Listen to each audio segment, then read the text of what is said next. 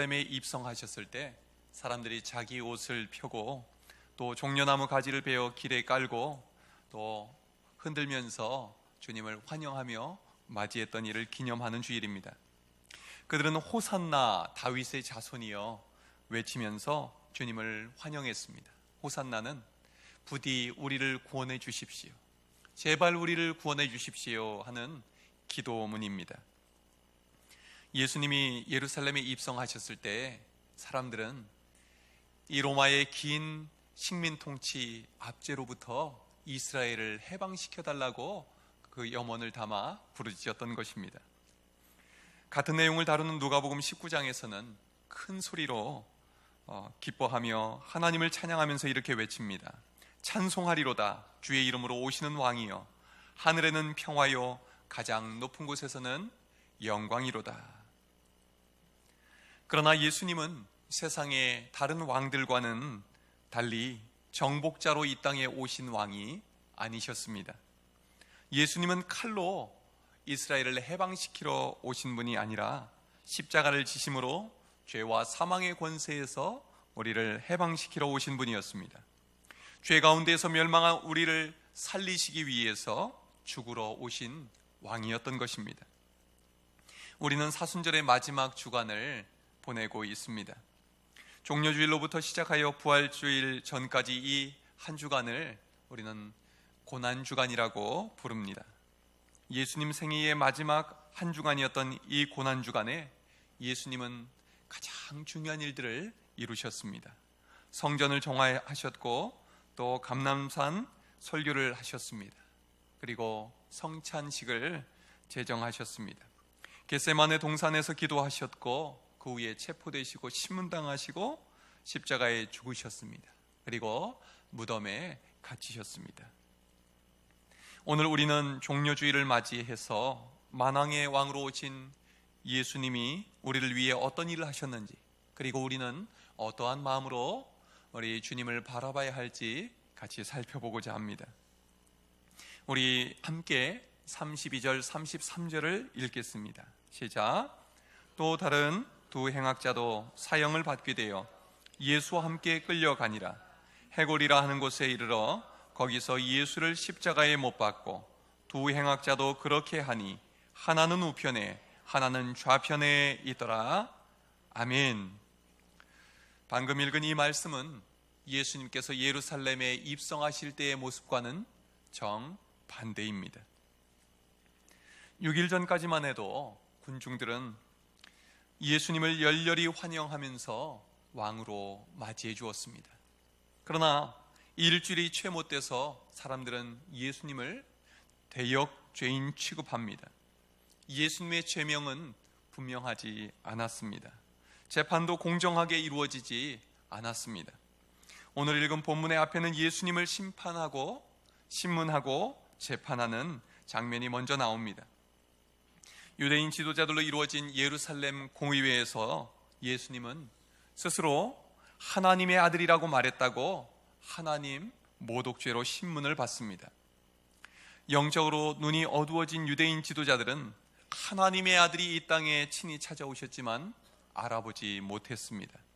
자신들을 구원해 주시기 위해서 오신 진짜 왕을 몰라보았던 것입니다. 그리고 그들은 가이사에게 세금 바치는 것을 금하며 자칭 왕 그리스도라고 말하며 로마 황제에게 반역을 도모했다고 빌라도 총독에게 고발했습니다. 빌라도는 로마 황제가 세운 사람이었기 때문에 이 말이 사실이라면 엄중하게 처벌해야 할 중범죄였습니다. 요즘으로 말하면 국가 전복죄, 국가 내란죄에 해당한다고 하겠습니다. 그러나 빌라도가 예수님을 신문해보고 고발했던 사람들의 증언을 다 들어보았지만 예수님의 죄를 찾아낼 수가 없었습니다. 죄가 없으신 예수님께 무슨 죄가 발견되었겠습니까? 심지어 빌라도의 아내가 사람을 보내서 그에게 이렇게 전합니다. 저 옳은 사람에게 아무 상관도 하지 마세요. 오늘 꿈에 내가 그 사람으로 인하여 애를 많이 태웠습니다. 예수님은 처벌해서는 안 될 뿐이었습니다. 그래서 빌라도는 대제사장들과 관리들과 백성들을 불러 모아 말합니다. 보아라, 내가 너희 앞에서 신문하였으되 너희가 고발하는 일에 대해서 이 사람에게서 죄를 찾지 못하였다. 그가 행한 일에는 죽일 일이 없었다. 그러므로 때려서 놓아주겠다. 빌라도는 그냥 풀어주면 사람들이 가만히 있지 않을 줄로 알고 있었습니다. 그래서 심하게 때린 후에 그 다음에 풀어주겠다라고 제안을 했던 것입니다. 그러나 무리가 일제히 소리 지르며 요구합니다. 이 사람을 없이 하고 바라바를 우리에게 놓아주십시오. 바라바는 성중에서 밀란을 일으킨 자였습니다. 그리고 살인을 저지른 자였습니다. 그래서 그는 사형 선고를 받고 옥에 갇힌 자였습니다. 빌라도가 다시 말합니다. 이 사람이 무슨 악한 일을 하였느냐? 나는 그에게서 죽일 죄를 찾지 못하였으니 때려서 놓으리라. 빌라도는 3번이나 예수님의 무죄를 주장했습니다. 그리고 풀어주려 했습니다. 그러나 분위기를 보아하니 그렇게 풀어주었다가는 사람들의 원망이 높아져서 자기에게 불이익이 돌아올까 두려웠습니다. 결국 빌라도는 사람들의 요구 앞에 무릎을 꿇고 맙니다. 예수님이 죄가 없으신 분임을 분명히 알면서도 예수님을 십자가에 못 박도록 내어주었던 것입니다. 이 행위는 빌라도가 예수님에게 십자가 사형 언도를 내린 것과 같습니다. 이렇게 해서 하나님의 아들이시고 만왕의 왕이신 예수님은 밀란을 일으키고 살인을 저지른 바라바보다 더 악한 죄인 취급을 받고 죽임을 당하게 되신 것입니다. 여러분, 왜 전능하신 하나님의 아들이 이런 심한 모욕을 받으시고 십자가에 달려 죽으셔야만 했습니까? 바로 나 때문입니다. 바로 우리들 때문입니다. 예수님이 죽으셨기 때문에 죽어마땅한 바라바가 대신 살았듯이 죽어마땅한 나를 살리시려고 예수님이 십자가 위에서 죽으셨던 것입니다. 예수님은 다른 적대자들을 죽이고 왕이 된 세상의 왕들과는 다른 분이었습니다. 십자가의 죽으심으로 왕이 되셨습니다. 그래서 십자가가 예수님 그 왕의 보좌가 된 것입니다. 그래서 예수님이 달리신 십자가 위에는 유대인의 왕이라고 적혀 있었습니다. 예수님이 십자가에 달려 죽으심으로 온 인류가 죽음에서 해방되었습니다. 하나님의 나라가 이 땅에 임하게 된 것입니다. 그러므로 십자가 위에 달리신 예수님을 믿기만 하면 하나님의 나라가 내 안에 임하게 되는 것입니다. 십자가 위에서 아버지 저들을 사하여 주옵소서, 자기들이 하는 것을 알지 못함이니이다 간구하신 예수님의 기도로 말미암아 우리의 모든 죄가 용서함을 받게 된 것입니다. 여러분, 우리는 십자가의 주님을 우리의 왕으로 모실 때만 참 자유를 얻습니다. 참 평안을 얻습니다. 주님을 우리의 왕으로 모실 때 사망의 권세는 힘을 잃습니다. 죄의 사슬은 끊어지게 됩니다. 수고하고 무거운 짐진 자들아, 다 내게로 오라, 내가 너희를 쉬게 하리라 말씀하신 주님 앞에 나와 참된 안식과 회복을 누리시기를 바랍니다. 할렐루야. 만왕의 왕이신 예수 그리스도께서 십자가에 달리셨을 때 사람들은 어떻게 반응했습니까? 우리 35절에서 37절까지 말씀을 함께 읽겠습니다. 시작. 백성은 서서 구경하는데 관리들은 비웃어 이르되 저가 남을 구원하였으니 만일 하나님이 택하신 자 그리스도이면 자신도 구원할지어다 하고, 군인들도 희롱하면서 나와 신포도주를 주며 이르되 내가 만일 유대인의 왕이면 내가 너를 구원하라 하더라. 아멘. 전능하신 하나님의 아들이 인류를 구원하시기 위해서 십자가 위에 달리셨을 때 알아보는 사람들이 없었습니다. 아니, 만왕의 왕이신 주님을 비웃고 조롱했습니다. 지금 십자가에 달리신 분이 누구인지 알기만 했더라면 그들은 두려워 떨었을 것입니다. 자기들의 한 짓에 대해서 통곡하며 회개했을 것입니다. 그러나 그들은 영적으로 눈이 가려져 있었습니다. 그래서 백성들은 십자가에 달리신 예수님을 볼 것 삼아서 구경하고 있었습니다. 관리들은 십자가에 달리신 예수님을 이렇게 비웃었습니다. 저가 남을 구원하였으니 자기 자신도 구원하는지 보자. 하나님이 택하신 메시아라면 당연히 자신을 구원할 수 있겠지. 군인들도 다가와서 예수님을 조롱하고 비웃었습니다. 그들은 신포도주를 내밀면서 내가 만일 유대인의 왕이면 너 자신을 구원해봐라, 그렇게 비웃었습니다. 심지어 예수님 옆에 달린 행악자 중에 하나도 이렇게 비방합니다. 내가 그리스도가 아니냐? 그렇다면 너 자신을 구원해봐라. 그리고 우리도 구원해봐라. 예수님은 얼마나 외로우셨을까요? 우리 모든 죄인들을 구원하시기 위해서 하늘 보좌를 버리시고 이 땅에 오셨습니다. 그리고 십자가에 달리셨건만 감사하기는커녕 아무도 이해해주는 자들이 없었습니다. 아니, 죽도록 때리고 침뱉고 비웃는 사람들을 보면서 얼마나 마음이 아프셨겠습니까? 게다가 십자가의 고통이 너무나 견딜 수 없어서 나의 하나님, 나의 하나님, 어찌하여 나를 버리셨나이까? 하나님 아버지 앞에 부르짖었지만 하나님 아버지마저 아무런 대답이 없으셨습니다. 그때 예수님의 심정이 어떠하셨을까요? 외로움이라는 말로는 표현할 수가 없는 상황이었습니다. 아픔이라는 말만으로도 표현할 수 없는 상황입니다. 인간의 몸을 입으신 주님이 감당할 수 없는 아픔과 고통과 외로움을 왜 겪으셔야 했습니까?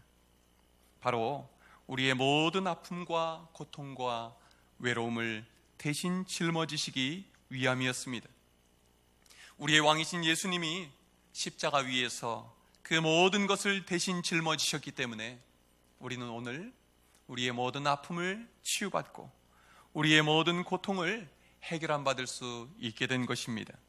우리가 외로울 때 십자가의 주님을 바라보면 위로받고 힘을 얻게 되는 이유가 바로 여기에 있는 것입니다. 여러분에게 힘이 될 만한 노래를 하나 들려드리고자 합니다. 영상을 좀 틀어주시면 좋겠습니다. 한번 가사를 곰곰이 생각하면서 들어보시기 바랍니다. 누구의 노래일까요?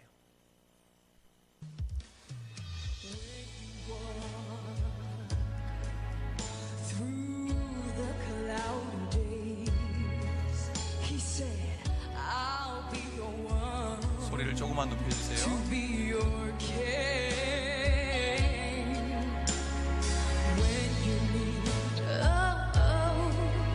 Someone to share your love. He said, I'll be the one to be your love. So smile and look at me, and I will tell you what. Everybody's passing through this way. So have faith and be told you can't stop. Now is the start. This is the way.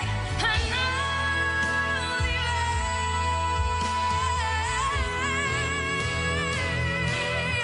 나는 너의 영원한 형제야. 나는 너의 친구야. 나는 너의 영원한 노래야.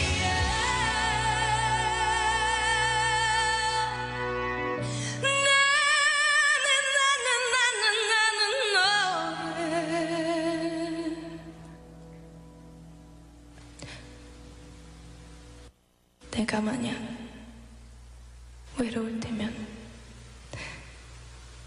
누가 나를 위로해주지? 바로 여러분.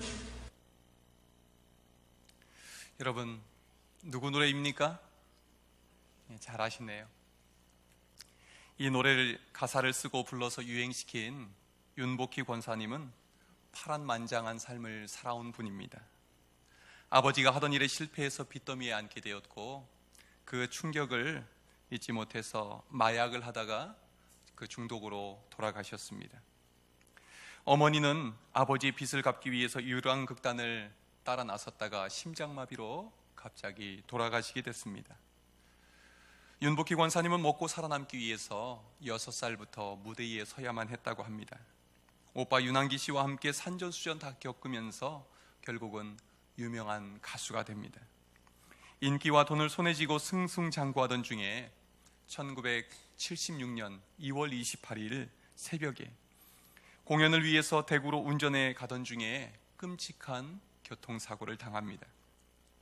과속을 하다 빗길에서 미끄러져서 차가 두 바퀴를 돌고 반대편 차선으로 내리꽂혔다고 합니다.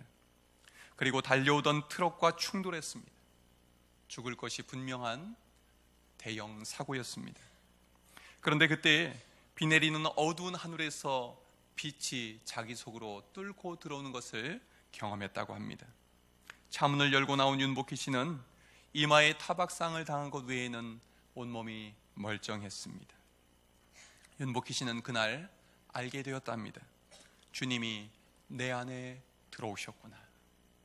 그리고 그날 저녁에 대구에서 공연을 하게 되었을 때 정전이 일어나고 준비했던 노래를 할 수가 없는 상황이 됐습니다. 그때 윤복희 씨는 가요가 아니라 이런 노래를 부릅니다. 아시는 분은 같이 해보셔도 좋을 것 같습니다. 나 같은 죄인 살리신 주 은혜 놀라워 잃었던 생명 찾았고 광명을 얻었네. 공연을 마치고 기차를 타고 서울로 올라오는 길에 자신이 그동안 지었던 모든 죄가 생각나면서 내내 회개의 눈물을 흘렸다고 합니다. 그 후에 윤복희 권사님은 전도사님 한 분을 만나게 됩니다. 지금은 고인인 대신 하용조 목사님을 젊은 시절에 만나서 성경 공부를 하게 되었다는 것입니다. 성경 말씀을 공부하면서 하나님을 더 깊이 알게 되고 또 하나님을 더 깊이 만나게 되었습니다. 그리고 그 인생의 목표가 바뀌게 됩니다. 그동안은 돈을 벌기 위해서, 인기를 얻기 위해서 노래했습니다. 그러나 이제는 하나님의 사랑을 전하기 위해서 노래하기로 결심합니다. 그리고 윤복희 씨는 사마리아 여인처럼 자신이 만난 주님을 열정적으로 전하는 복음 증거자로 변화됩니다. 그래서 윤복희 권사님을 통해서 참으로 많은 사람들이 예수님을 믿게 됐고 구원을 받게 됐습니다. 그 중에 한 사람이 나중에 목사님이 된 윤복희 씨의 오빠 윤한기 목사님입니다.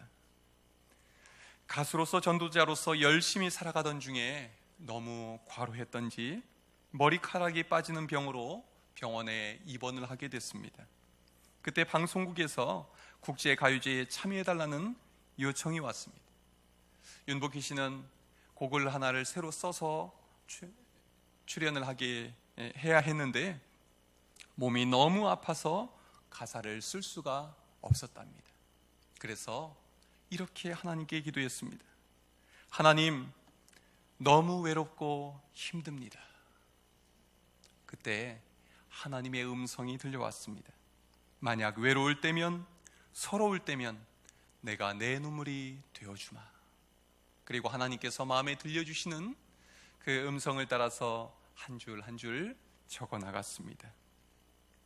그렇게 해서 만든 곡이 조금 전에 들으신 여러분이라는 곡입니다.